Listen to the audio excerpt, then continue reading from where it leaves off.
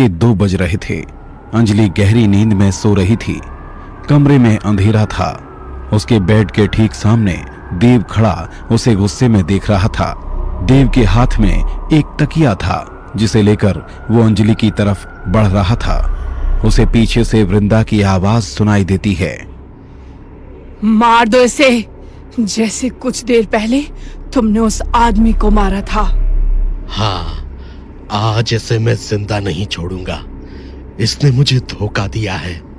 मुझसे प्यार का वादा करके उस निखिल के पास चली गई। मैं इन दोनों को मार दूंगा।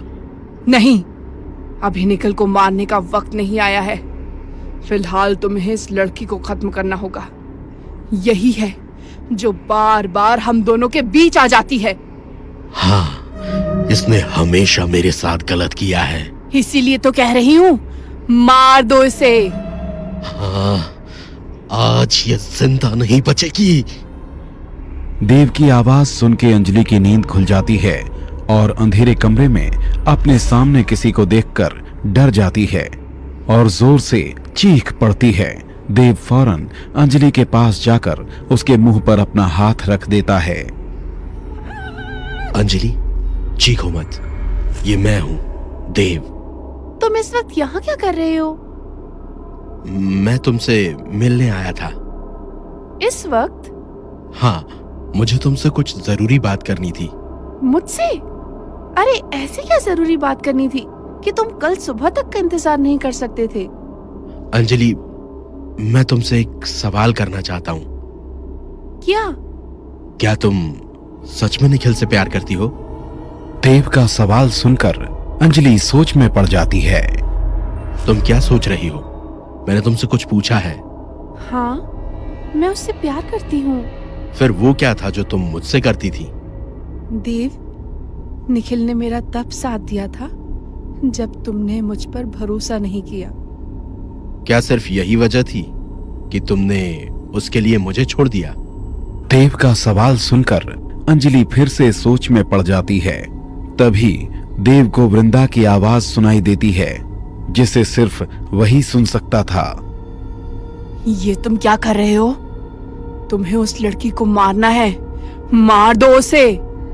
वृंदा की आवाज सुनकर देव की आंखें फिर से सख्त हो जाती हैं। उसने पिलो को अपने पीछे छुपाकर रखा था। जैसे ही वो उस पिलो से अंजलि का मुंह दबाने वाला था, निखिल वहां आ जाता है। अंजलि, तुम? देव, इस वक्त तू यहाँ क्या कर रहा है? मैं अंजलि से बात करने के लिए आया था। देव, तुझे समझ आ रहा है ना कि तू क्या कह रहा है? रात के 2 बजे और तू इस वक्त अंजलि से कोई जरूरी बात करने आया है? हाँ, तूने सही सुना। मैं अंजलि से कुछ जरूरी बात करने आया था। ठीक है, फिर तू जो बात करने आया था मेरे सामने ही कर। मैं भी जानना चाहता हूँ कि ऐसा क्या था जो तू कल सुबह तक भी वेट नहीं कर सकता था। निखिल, क्या तू मुझ पर शक कर रहा है? तू मुझे खुद पर शक करने के लिए मजबूर कर रहा है। देव गुस्से में निखिल की तरफ बढ़ता है। तभी अंजलि उन दोनों के बीच में आ जाती है। तुम दोनों ये क्या कर रहे हो? तुम देख नहीं रही हो कि ये मेरे साथ कैसे बर्ताव कर रहा है? तेरे कहने का क्या मतलब है? गलत वक्त पर तू मेरी गर्लफ्रेंड के रूम में आया है और मेरे बिहेवियर पर सवाल उठा रहा है। तेरी गर्लफ्रेंड? शायद तू भूल रहा है अंजलि मेरी गर्लफ्रेंड थी। तुझे शर्म भी नहीं आई अपने बेस्ट फ्रेंड की गर्लफ्रेंड पर नजर डालते हुए? ऐसा इसलिए हुआ क्योंकि तूने अंजलि को बीच रास्ते में छोड़ दिया था। तो इसका मतलब तू मौके का फायदा उठा लेगा। ये कहते हुए देव की आंखें लाल होने लगती हैं और धीरे धीरे उसके नाखून भी बड़े होने लगते हैं। निखिल और अंजलि का ध्यान देव की आंखों की तरफ नहीं जाता। देव निखिल पर हमला करने ही वाला होता है, लेकिन तभी उसे वृंदा की आवाज सुनाई दे जाती है। रुक जाओ, मैंने तुमसे कहा था ना, अभी निखिल को मारने का वक्त नहीं आया है।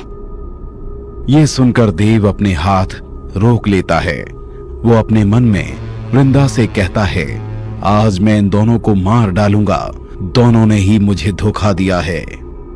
नहीं, तुम अभी ऐसा कुछ नहीं करोगे। देव गुस्से में अपने हाथ पीछे करके वहां से चला जाता है। निखिल, तुम ठीक हो ना? नहीं, मैं बिल्कुल ठीक नहीं हूँ। देव मेरे बारे में क्या कुछ नहीं कह रहा था और तुम बस वहाँ खामोशी से वो सब सुन रही थी। तुम मुझसे ऐसे बात क्यों कर रहे हो?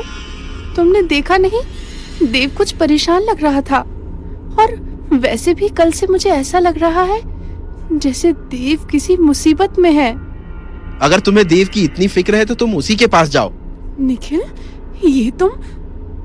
अंजलि इतना ही कह पाई थी कि निखिल वहां से चला जाता है। निखिल, मेरी बात तो सुनो।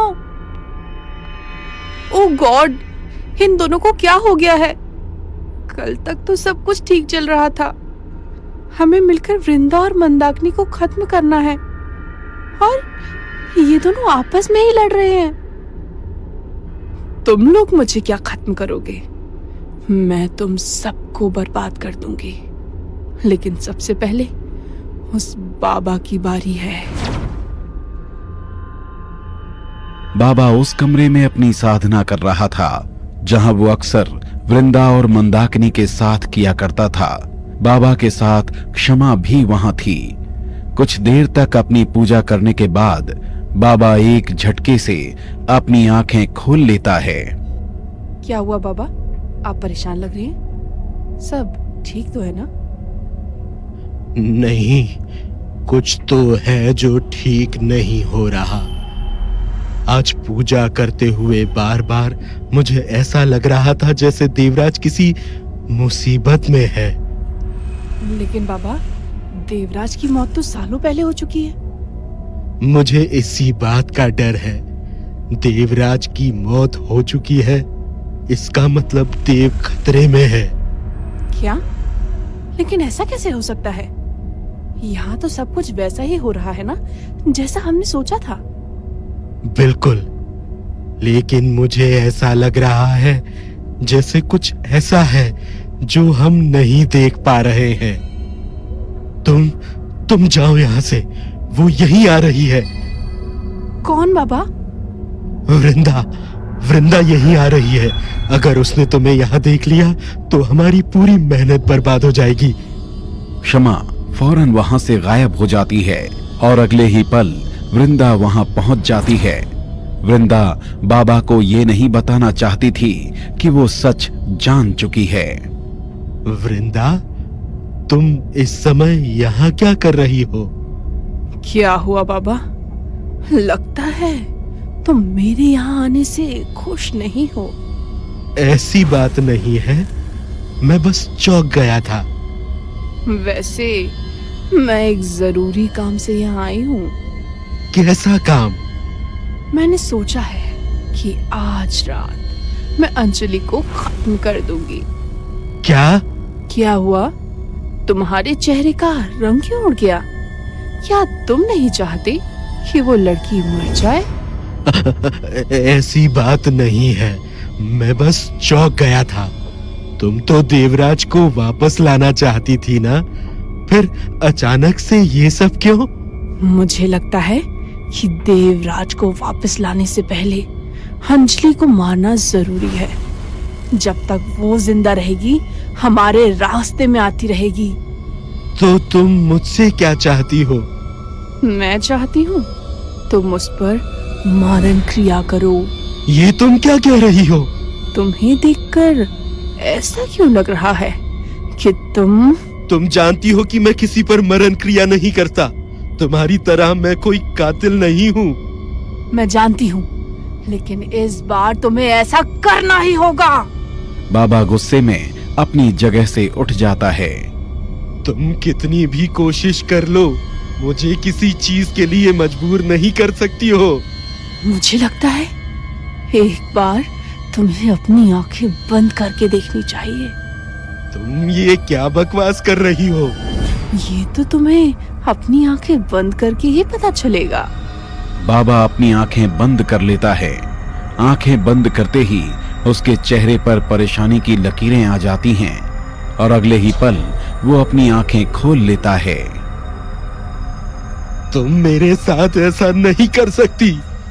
मुझे बस एक सवाल का जवाब दो, तुम उस पर मरण क्रिया कर रहे हो या नहीं? ठीक है, मैं तैयार हूँ। तुझे तो तैयार होना ही था। तेरी कमजोरी जो मेरे हाथ लग गई है, तूने मुझे धोखा देने की कोशिश की ना, अब तू देख मैं तेरे ही हाथों ये कहानी कैसे खत्म करवाती हूँ। तू और देव मेरी मुट्ठी में हो, अब उस लड़की को कोई नहीं बचा सकता।